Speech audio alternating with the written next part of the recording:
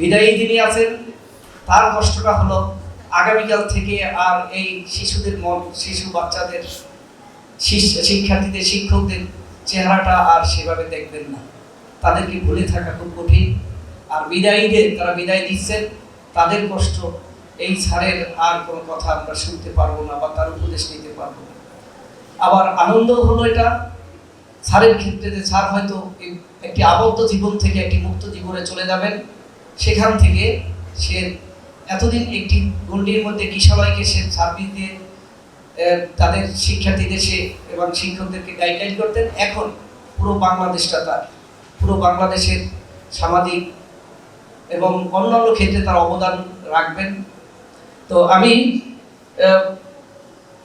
অনেকদিন থেকে স্যারের সাথে পরিচয়, কিন্তু কিছুদিন ধরে আমরা খুব ক্লোজলি কাছাকাছি কিছু কাজ করছি। কারণ আজকের যিনি প্রধান অতিথি, আজকের যিনি সভাপতি বীর মুক্তিযোদ্ধা আব্দুল সালাম স্যার, আমরা তার কাছ থেকে আমরা জেনেছি যে সব শিক্ষাক্ষেত্র, শিক্ষার্থী এবং শিক্ষক এরা কখনোই কোনো রাজনৈতিক পরিচয় দিয়া তার কাছে যাক সেটা তিনি চান না।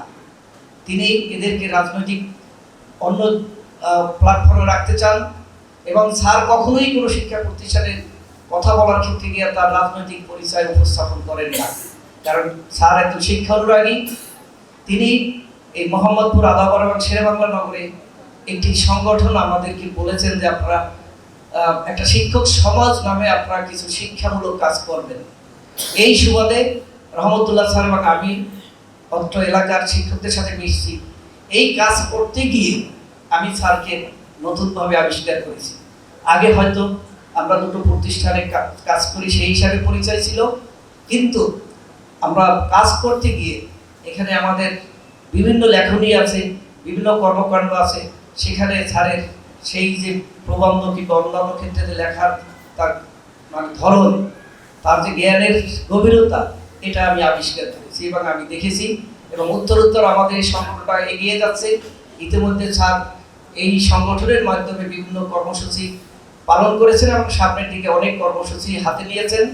এবং শুধুই মাত্র শিক্ষা অনুরাগী না হলে এই কাজটা হতো না।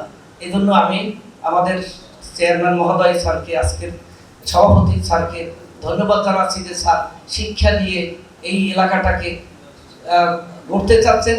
পাশাপাশি এই শিক্ষক সমাজের সচেতনতার মাধ্যমে আজকে সন্ত্রাস, মাদক এগুলি দূর হবে এবং আমরা সেই লক্ষ্যে কাজ করে যাচ্ছি। তো আমরা আসলে স্যারের বিদায় অনুষ্ঠান আমরা বলবো না। এবং যিনি কর্মঠ, যিনি কর্মচঞ্চল, ব্যস্ত একজন মানুষ, তিনি কখনো আসলে বিশ্রাম নিতে পারেন না। তিনি যে আঙ্গিকেই থাকুক না কেন, যেখানেই থাকুক না কেন, তিনি কাজ করবেন। গতকালই আমাদের সেই শিক্ষক সমাজের একটি মিটিং ছিল। সেই মিটিংয়ে স্যারকে সবাই ওখানে উপস্থিত যারা ছিলেন সবাই বলেছেন যে স্যার আপনি প্রতিষ্ঠান থেকে বিদায় নিলেও আপনি আমাদের এই যে আজকের একটা সামাজিক বন্ধন যে আমাদের বীর মুক্তিযোদ্ধা আব্দুল সালাম স্যারের পরামর্শ ক্রমে করছি, এখান থেকে কিন্তু আপনি সরবেন না।